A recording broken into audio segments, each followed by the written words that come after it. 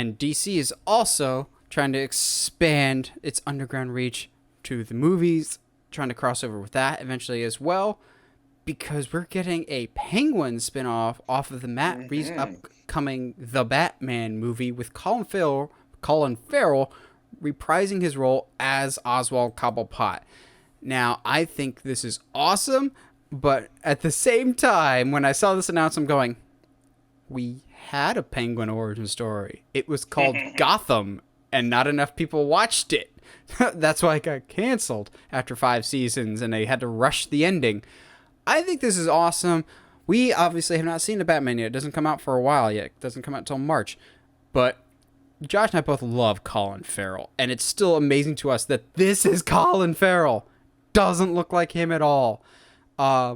So supposedly this show will show the rise of Oswald Copplepot in the crime, basically the crime underbelly of Gotham, so to speak, and his rise to power, while also further expanding out the world of Gotham for future movies, which I think is really smart synergy if you do it correctly. And I think they will, because Matt Reeves is still going to be attached to this, not as director, I don't think, but as an executive producer. Now, this will also work in tandem with the GCPD show that we've got coming out with Jeffrey Wright back as Gordon. So we're going to have 2 separate shows tying into the movies.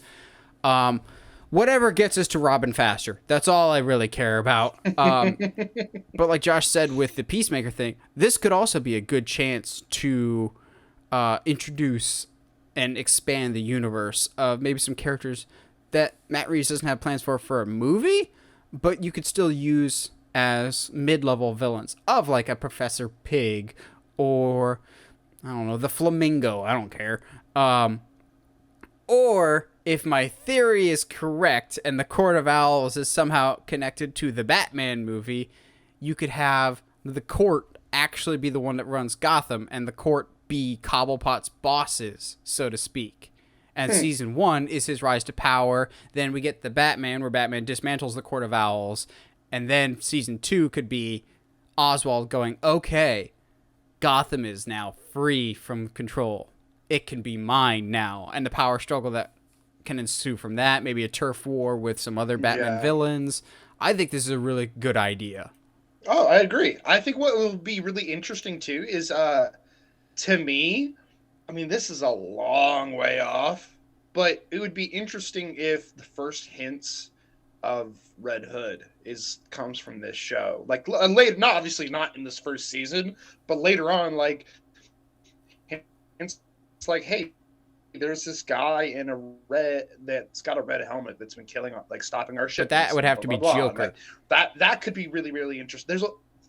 You could, timeline wise, yes. But that's why I was like, if you're gonna do, like the Red Hood, it'd have to be way farther along in the time, which I'm totally okay with if they don't do that. But that's opportunity to kind of explore the underbelly and the rogues gallery. I would be really, really excited if they use this as a setup for the Iceberg Lounge and like all these like iconic things that end up being like big things in Gotham. There's so much opportunity here, I think, both with this show and the GCPD show. Wow, I said that right the first time. I'm pretty proud of myself there. That it'd be hard to like just not acknowledge these shows at all. I understand if people are like really Batmaned out. I completely understand. But like, there's some cool opportunities here for storytelling, and I think writing off the DC shows because they happen to be attached to Batman is really like kind of cheating yourself there. Now that you've said it, I need the Iceberg Lounge to show up at some point. And then, hey, maybe do it like Arkham City, where you get the Iceberg Lounge, but underneath the Iceberg Lounge is Solomon Grundy.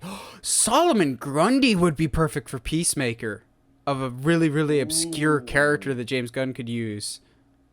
Yeah. I would be down. Even like Swamp Thing randomly showing up would be cool. Solomon Grundy versus Swamp Thing. Oh, yes, absolutely. Like, get out. If Swamp Thing doesn't yell, "Get out of my swamp," I don't want to. I don't want a part of it. What's the donkey doing here? Don't ask about it. Get out of my swamp.